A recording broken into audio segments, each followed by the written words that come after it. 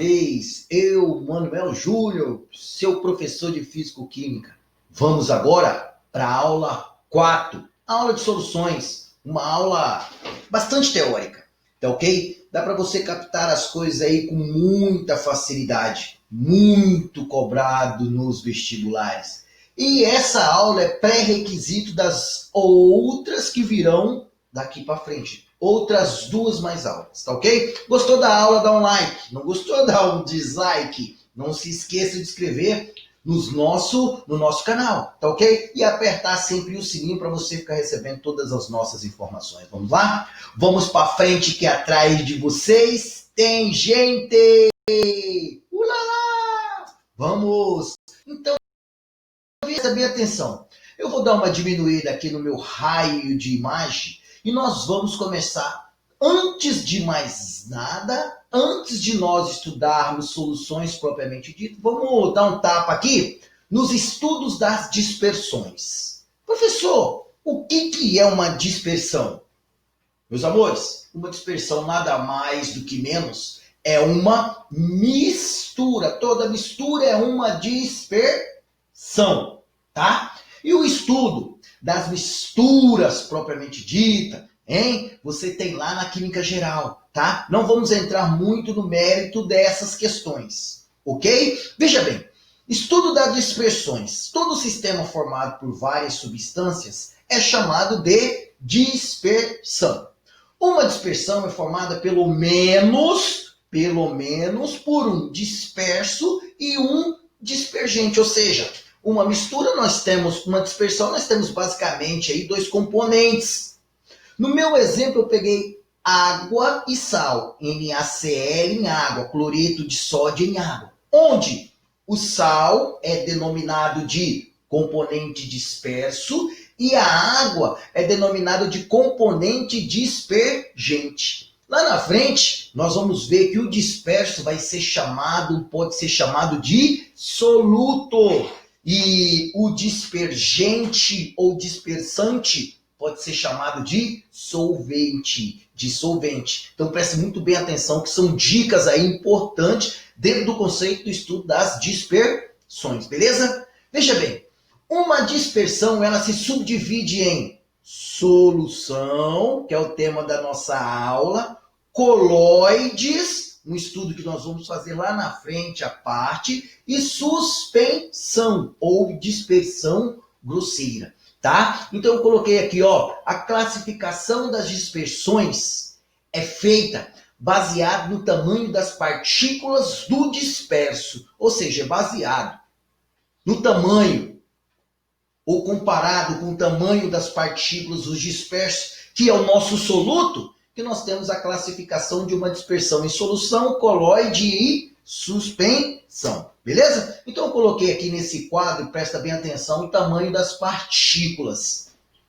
Ei, pré-vestibulando, toma cuidado com uma coisa.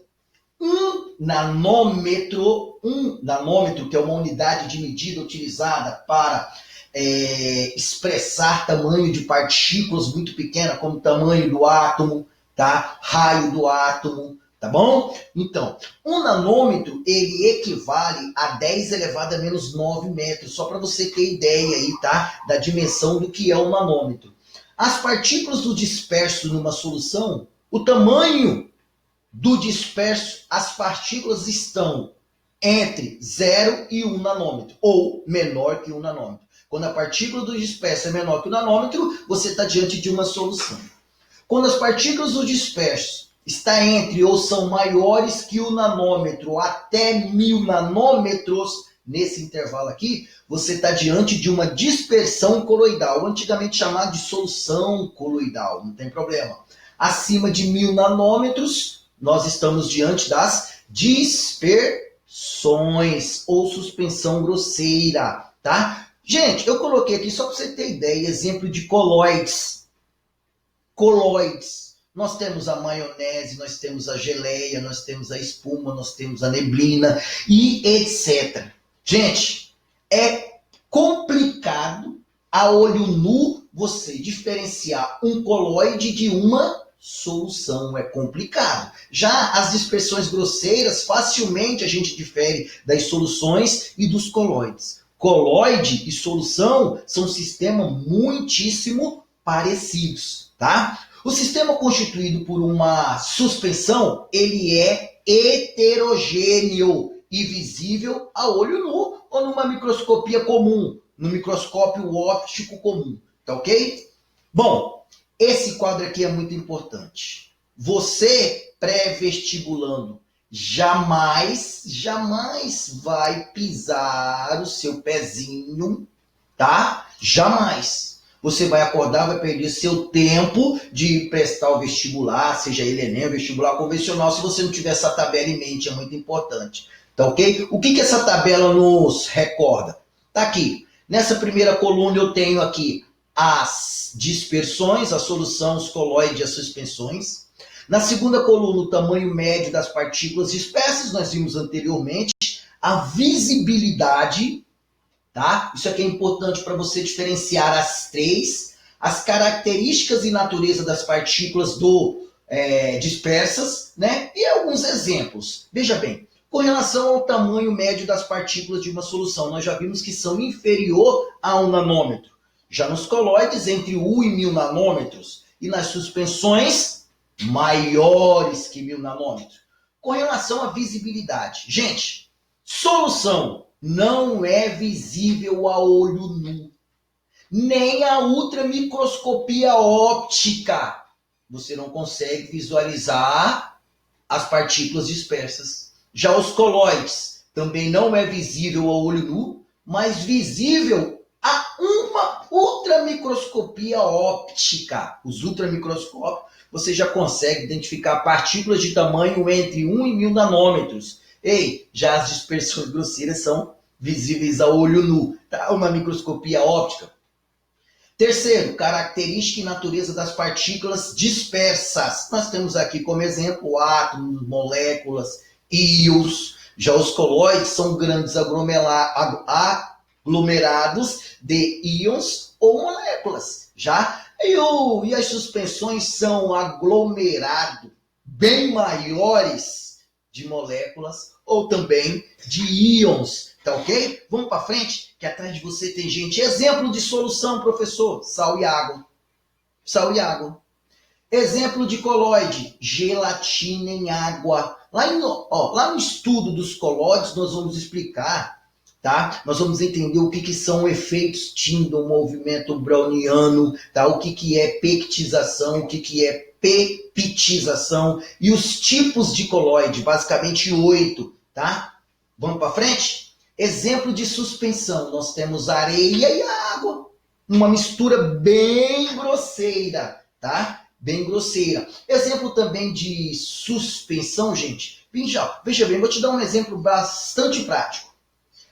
Os medicamentos que nós compramos, na qual o fabricante pede para você agitar antes de usar, é uma suspensão. Exemplo, leite de magnésia. Você, antes de usar, você tem que agitar para garantir uma máxima homogeneidade dos participantes, entendeu? Para você não tomar só mais de uma coisa e menos da outra coisa, que são os constituintes. Beleza? Vamos para frente? Tá aqui, ó. Isso aqui é interessante, hein? Isso aqui é interessante. Eu não posso deixar de saber. Eu não posso deixar de entender. Presta atenção. Solução. O que é uma solução, Juju?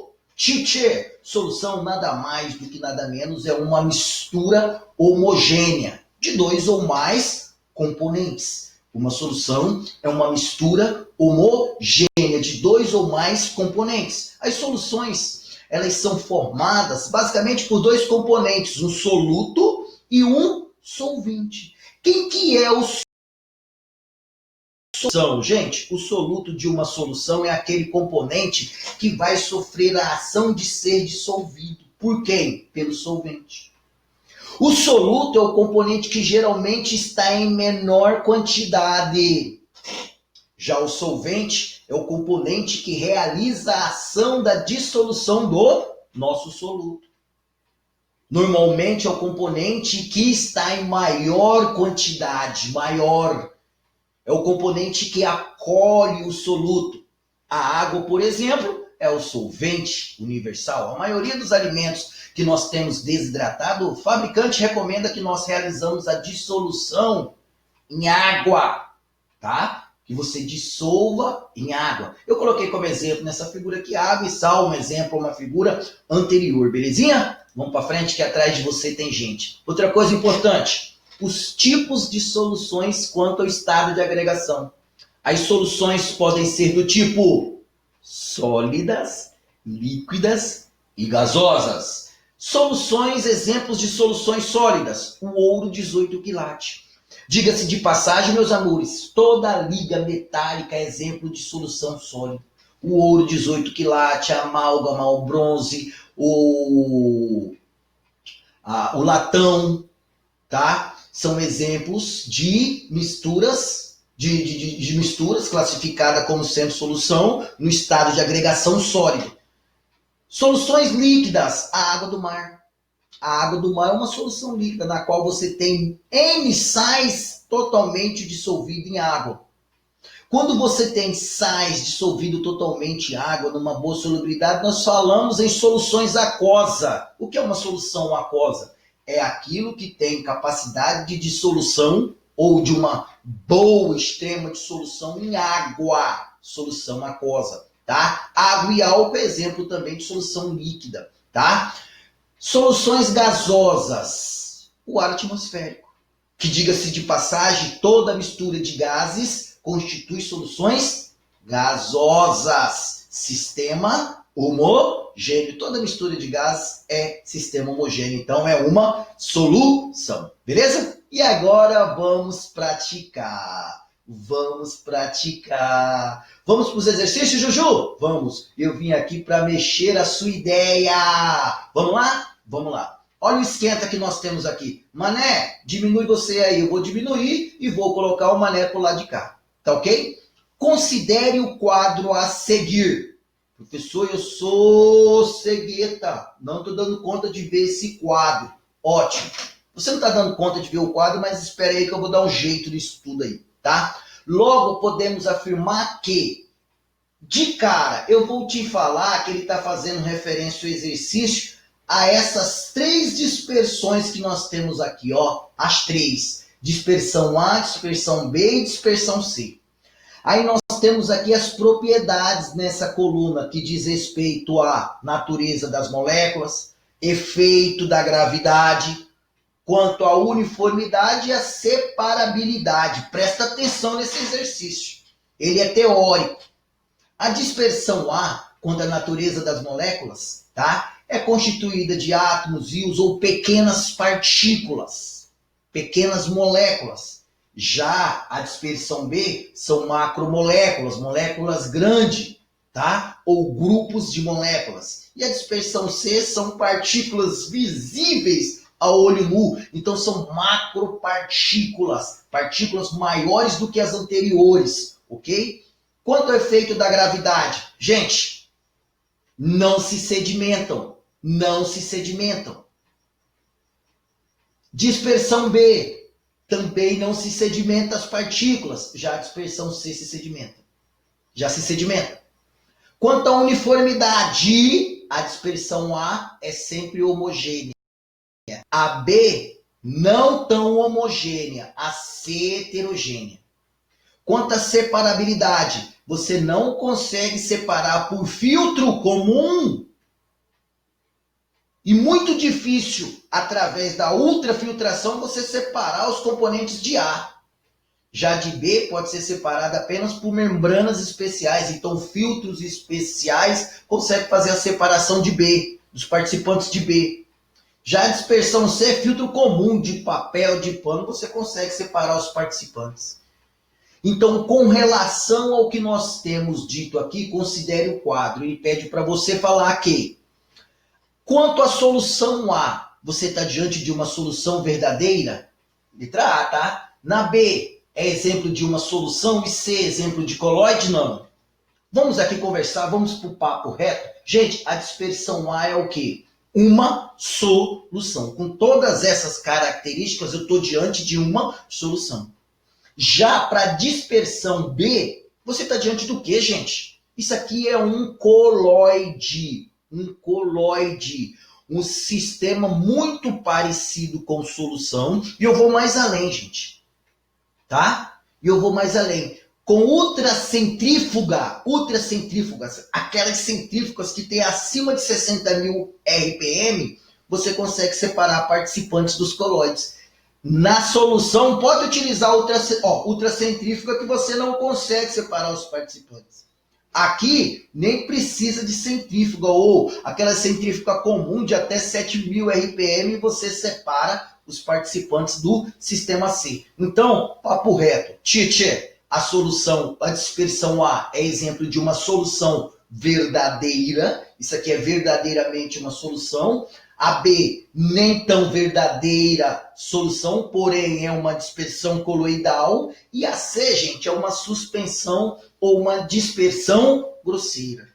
Então, A é uma solução verdadeira, B é uma solução coloidal e C é uma suspensão. A alternativa certa do teu exercício fica sendo a letra E. Olha aí, bebê, letra E. Vamos para frente que atrás de você tem gente? Olha aqui que legal. Um investigador analisando uma tinta nanquim importada verificou que as partículas dispersas eram visíveis a ultramicroscopia, porém invisíveis ao microscópio comum, óptico comum. Essas observações permitem concluir que a tinta de nanquim é uma emulsão? Não. Até porque isso aqui é uma pegadinha. Só eu não sei o que é uma emulsão. Emulsão é um tipo de coloide, só que a tinta não é emulsão. Tá? É uma suspensão? Não, tinta não é uma suspensão.